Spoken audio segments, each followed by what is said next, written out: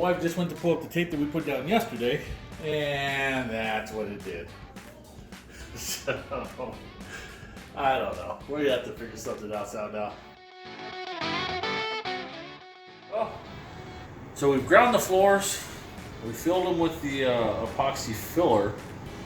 We've realized we have an issue with taking the tape off the floor. So we're gonna figure out a solution for that. And we're going to get ready to wipe them down, clean them off real good, and then we're going to put an epoxy top coat on. And here comes the fun artistic part. It's basically, so what we did was we cleaned these up real good. We washed them down with water. And we're waiting for them to dry. Well, this one's dry. And then we have to wipe them down with that xylene stuff. And what that does is make sure everything's clean and ready for the epoxy to actually adhere, which is actually the reason we're having to redo all this in the first place, is because we didn't prep the floors good enough. So this is the xylene. It's sort of like probably an acetone. It has that same kind of smell. So we went ahead and opened the door so we get a little breeze in here so the whole house doesn't stink like it. So if you inhaled it, it probably would not be good. Well, we should be wearing a respirator and glasses. But... Okay. But instead, we're just going to open the door and take our chances. Yay. Now, granted, we are only doing one little spot, though. If we were doing the whole house... Oh, we're doing the house. We'd have to wear... Like, woo! Yeah, I can smell it. Big respirators. It smells like paint thinner or acetone-ish. Yep. And all this does is make sure that the surface is really clean and ready to adhere, so that when we pour, everything will adhere once it dries. Otherwise, we'll have what we had in the first place, which was some spots that were coming up after a while. Second spot that we're gonna be doing with the xylene, and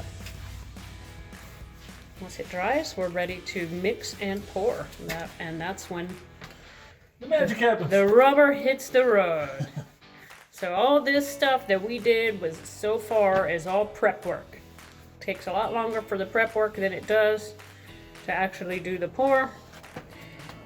But that's why it's very expensive to get epoxy or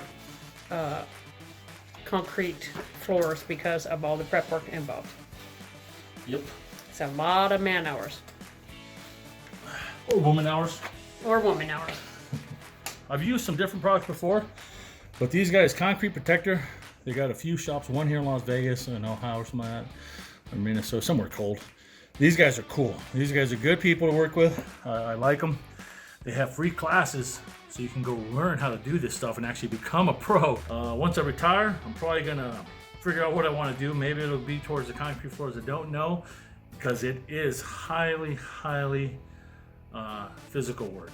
You know, even though people think, oh, it's just standard grinding floors, it's work. Yeah. And so what do we have here? This is our epoxy neat coat.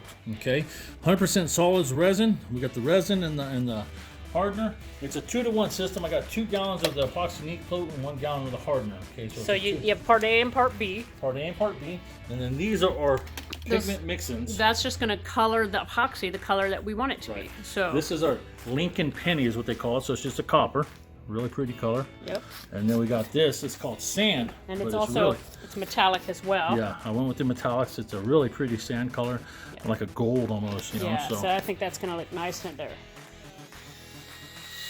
Okay, we've been mixing for a little while, and it's a really beautiful color. I think it'll look nice with our. That'll look pretty slick. With the rest of the flooring. Hopefully it will look purposeful and not even though my husband was like, let's just use the colors we already have. It's gray and topaz. I was like, Right. Okay, for $60 extra, let's go ahead and get proper colors. And he finally concurred with me. Okay, that's 2 minutes.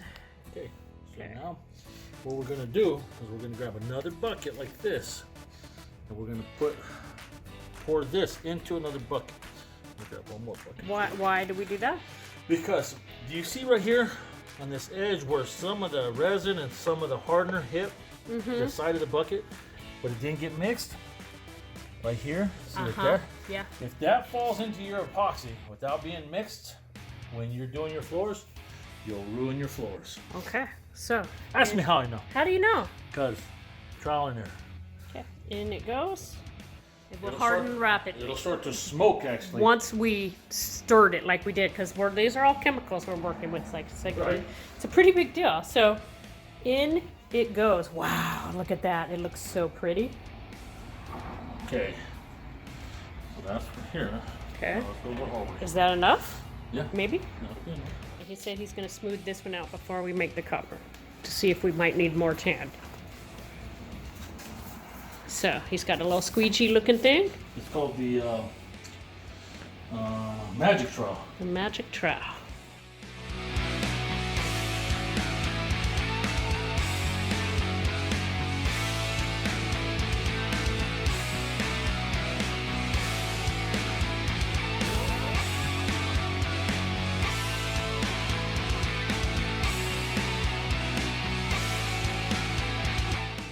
Guys that know how to do this stuff, they earn their money. That's for damn sure. It's not just like Slap it down and forget about it. You gotta know which way the epoxy's gonna roll, and the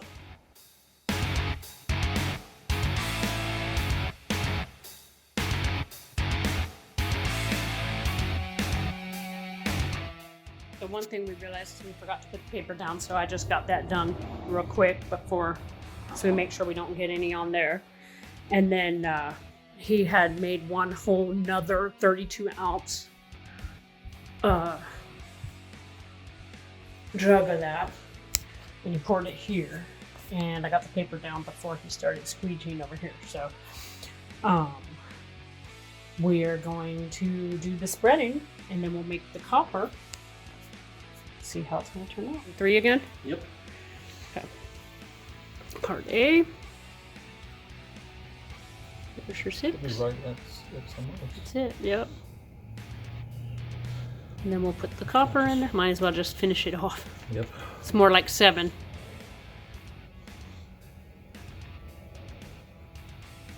So, yep, that'll be fine if you bring it up to the 10. And we'll go to 64.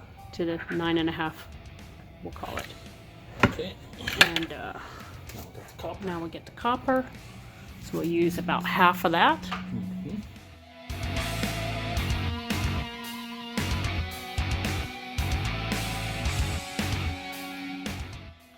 And we'll put it Pour it in on and and then- do the artistic part. Yep. Do the fun and artistic part. So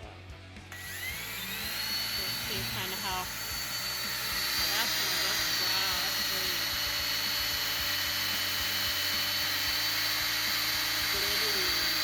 Part B going in to our copper mix. I'm gonna actually pour the rest of that in. Might as well.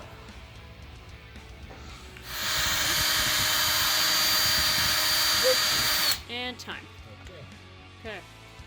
Now we dump that into the other bucket again, right? To the pour bucket. Yep. Into the quart bucket so we don't get bits and bobbles. You know what? We might just use a whole A new whole one. new one, Just because. because we No can. sense in chancing. Better safe than sorry.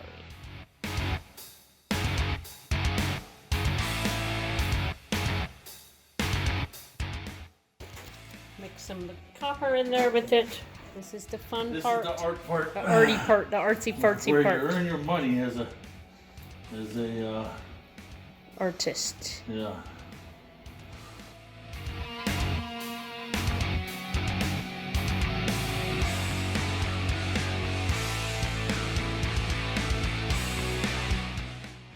The hard part is you have to let it sit and do its thing before you figure out what it's going to look like.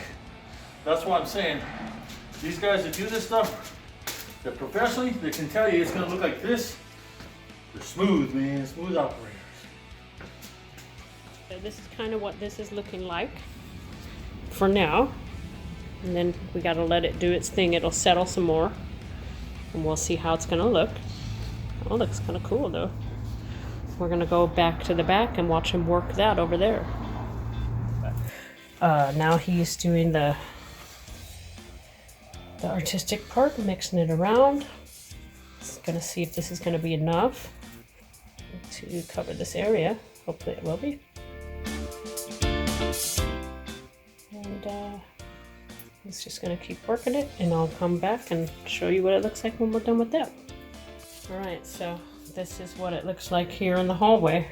We'll see how it looks. It'll still settle and change its look a little bit as it dries.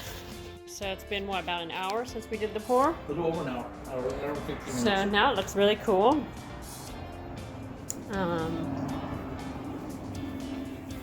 That's what it looks like. So we gotta let it continue to harden, and then we gotta pull the tape and hope that the tape did what the tape was supposed to do. Which, who knows, because Who knows? you know, we saw it didn't do what it was supposed to do because it stuck to the floor and pulled up the finish, but that's what that one looks like. The other one we're not so sure about. This one, you can, it's obvious that the floor is not level, so you can kind of see where it was dripping off there, and then you can also see where all the lines were. We'll see. We'll see, because you can see it there too, how it's setting different on all the lines. Might have, should have probably filled those lines in with epoxy, huh? Yeah. Beforehand? Nah. Nah. That's how we roll. Yeah, so we'll see what happens.